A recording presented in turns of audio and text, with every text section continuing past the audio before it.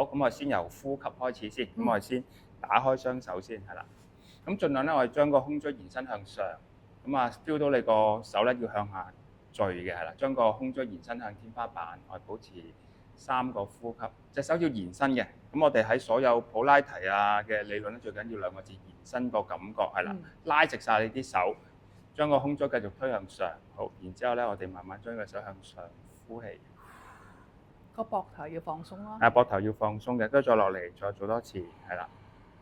你有少少一個背肌咧係收緊嘅，係啦，將個人咧延伸向上個感覺，係啦。跟住又再向上多一次，係。好，我哋再做多腹式呼吸咧，點樣為之做得正確咧？即係呼吸好緊要，你有意識地呼吸，每一次呼氣要收緊個腹部，將個肋骨向內推個感覺，肚臍收緊，呼氣，再呼。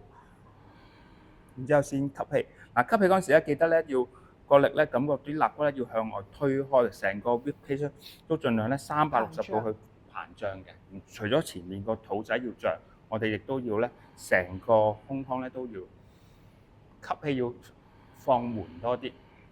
所以大家吸氣嘅時間咧，1分鐘要做幾多次？大概做8至10次啦。你唔好咁淺速，每一次咧呼氣呼耐少少先，再呼，然之後吸氣。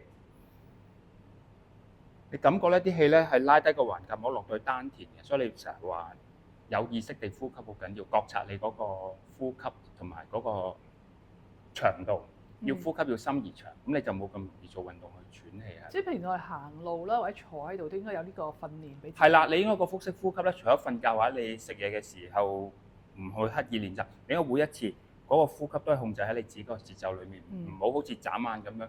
中意眨眼就眨眼，你要有意識地每一次呼氣同吸氣之間咧，可以停留到3至4秒以上最少。阿 Sir 通常咧就會停留10秒嘅。係啦。咁呢個好處咧就令你交感神經會放慢啲，你個人就冇咁容易焦慮啊、精神緊張。有好多人咧成日真係好一緊張咧個呼吸好淺促啊，或者你點解啲人跑步咁喘咧？因為就係個呼吸太短啦，你要拉深啲。係啦，即係當我哋好緊張嘅時候都係喎，發覺個呼吸去咗呢個位上邊，即係唔會好落到有意識到落。係啦，你要有意識地拉深啲，咁呢個要刻意訓練先得嘅，可能你要專注個呼吸啦，平時。好。